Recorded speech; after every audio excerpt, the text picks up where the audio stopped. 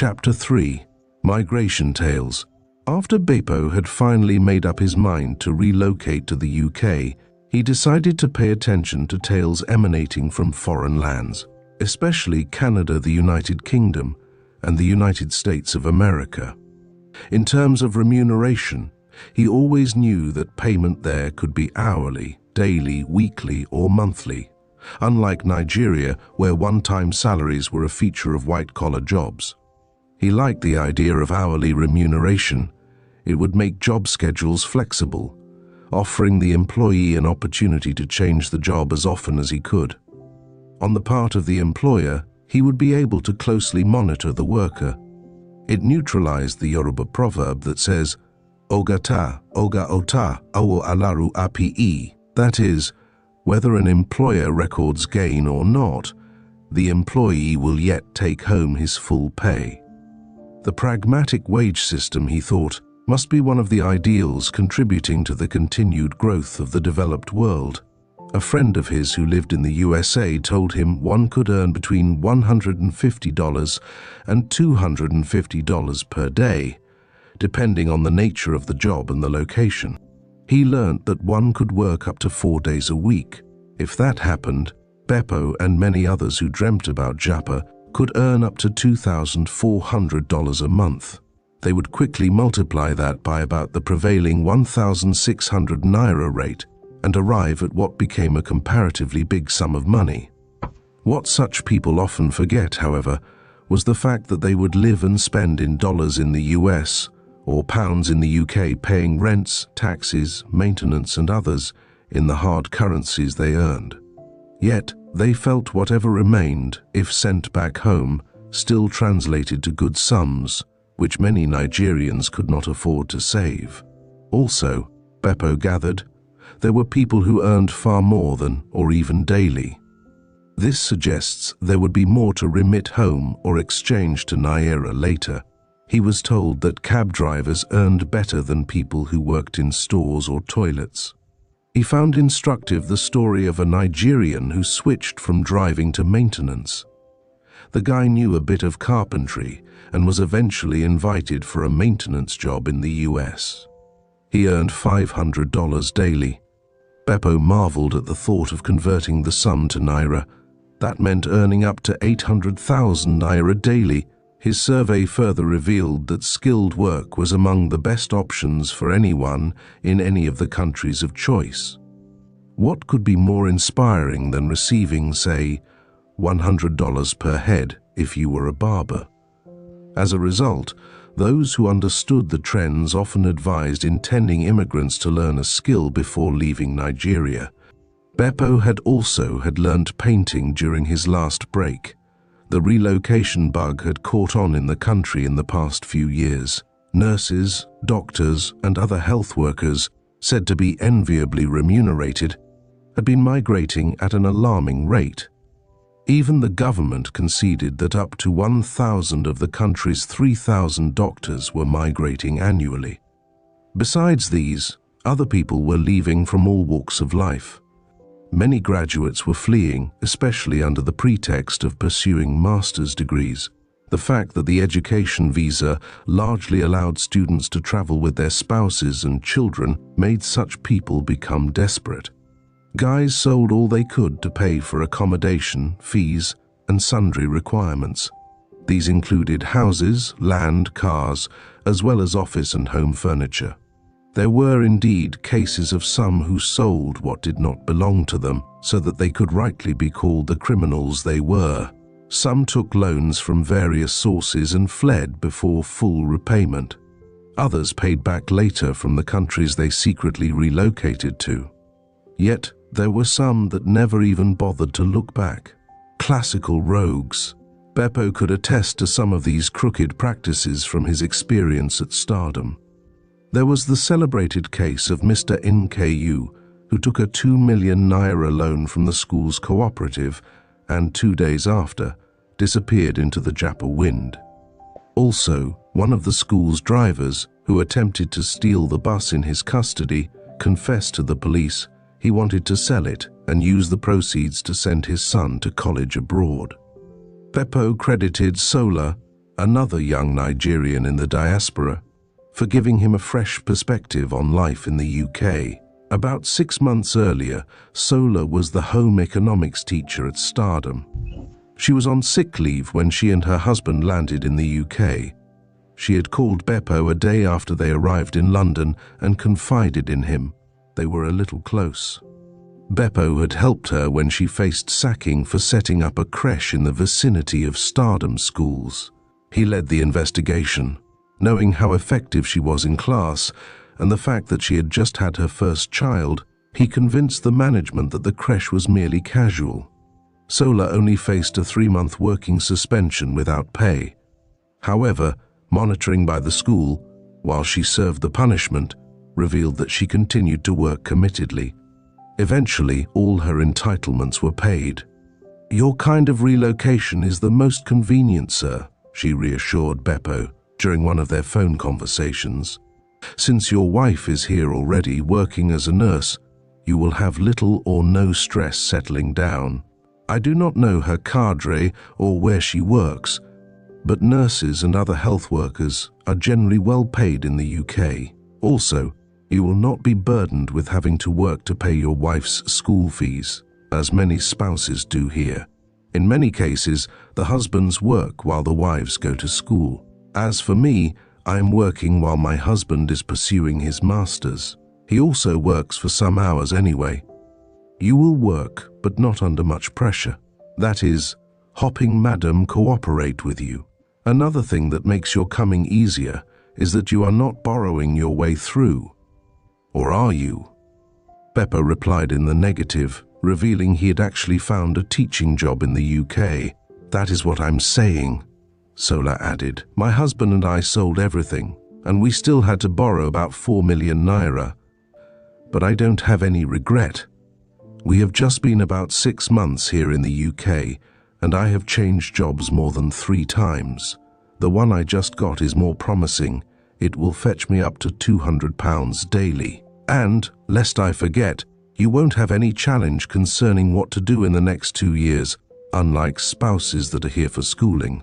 Finding the opportunity for continued stay is not a child's play. We are all just trying out our luck." Sola said because she and her husband could not afford up to £1,500 or £1,000 monthly rent in London, they had to stay in Manchester, where they rented a non-furnished 2-bedroom apartment for £650 monthly. According to her, the space was not quite comfortable, but it solved their immediate needs. "Happily, here is not like Nigeria, where a landlord will insist you pay for a year or more in advance.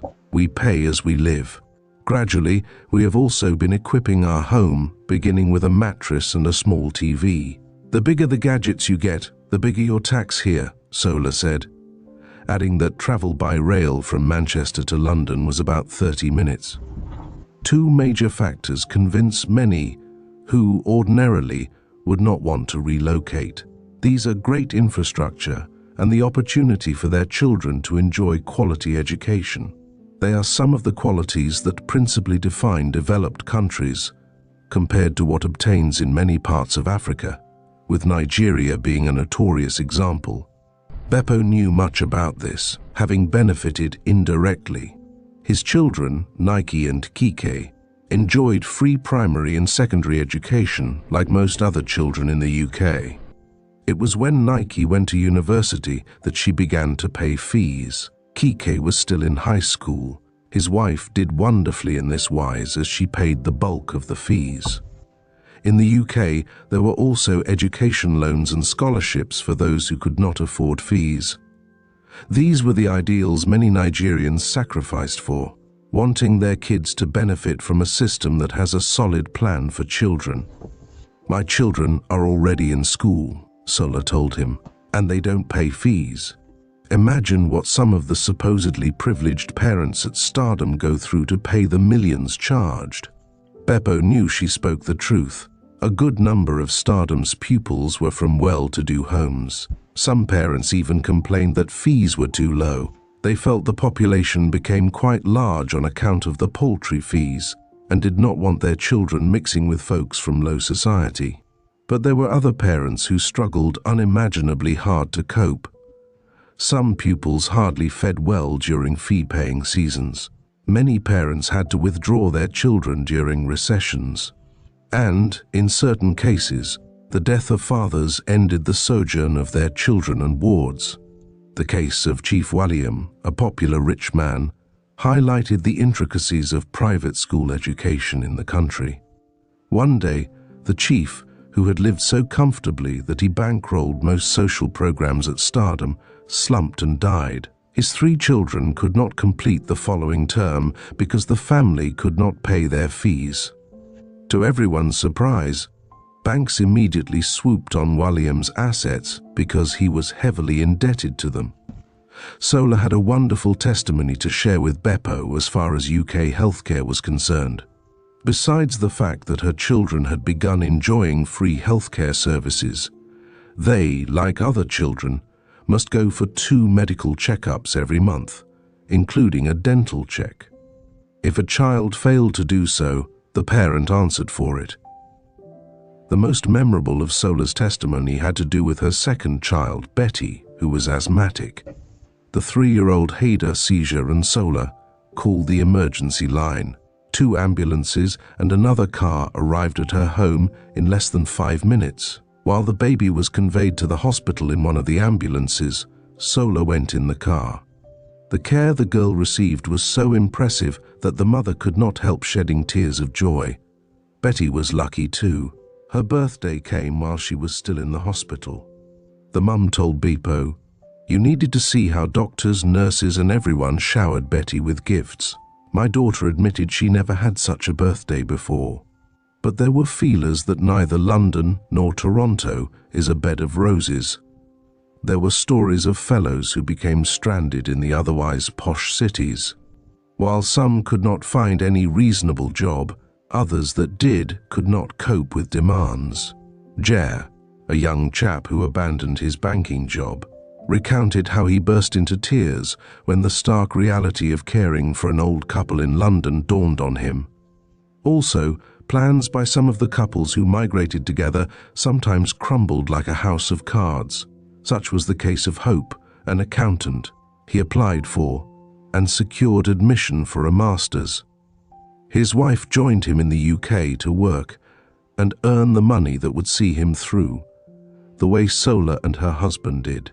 But barely 4 months after they landed in London and Hope began studying, the wife stopped providing for him.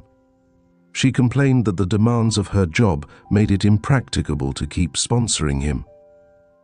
All pleas by Hope fell on deaf ears. He contacted his wife's parents in Nigeria, but they replied point blank that she had explained her situation to them and they quite understood her position. Of course, life is never a straitjacket, Beppo thought. Home or abroad, people have always had different results from life's intriguing tests. He recalled how an Oldoma, Benue man, a former co-tenant of his, used to say, "Awo noya klolech no kelo longer, awo loma yaklaho olo noi honoa," indicating how the sugar cane and the bitter leaf got different tastes from the same rain that nurtured them. In one of the recent migration tales, Rike, a woman who arrived in the United States in less than 3 years, was able to buy 2 houses in Ibadan, Nigeria. But a man, an academic who had been in the US for over 20 years, returned to Ikele in Ekiti State, empty-handed. The sad return was, however, linked to divorce from his wife. The woman, also a Nigerian, was said to have legally stripped him of all he had after he was found guilty of bigamy. "I will not be paying a dime as school fee for my children till. That is when my first son will go to a university.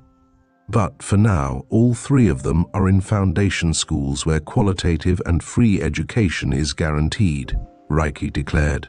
She also invited 2 of her sisters to the US. But for the visa problems Wemimo, her brother and parents' last-born, faced, he would also have joined them in God's own country. She hoped to invite him as soon as he overcame the hurdles. But compare Reik's case with Akindele's, who would not invite even his daughter. 7 years earlier, he migrated to the US, aged 50, He was invited by a US citizen he met at a media company where he once worked in Lagos. He and his wife, married for 18 years, had just divorced. They had 3 children, aged between 16 and 10. Akindele eventually got permanent residency in America, living thereafter with his new woman. His first job was freight loading, followed by correctional service. He said the latter job was relatively less hectic than offloading large packets from trucks. Yet, he added that being a correction center official was not a tea party either. Imagine sitting down, alert, for 12 straight hours. Akindele told Ige, a friend who was also dreaming to Japa, "There is no easy job in America. Oh, Oyinbo man does not want to know whether you are young or old. You will work for every dime. You get dollars per second, and you do the work per second." I always pity some older Nigerians here. Did you know that some of our people who retired at various senior levels, including as permanent secretaries, still come here to work? I have seen 70-year-olds who migrated from Nigeria ending up as casual workers in America. You would find an elderly man shaking like a leaf tossed by the wind as he tries to sort mails or whatever he does. That does not concern the Oyinbo man. You want to earn the dollar? You must be prepared to work for the cents. Akindele said he could not yet invite any member of his family, especially his children, because he needed time to fine-tune the plan with his wife, who was his host. He added that there was also the need to first solidify one's financial base before bringing in dependents.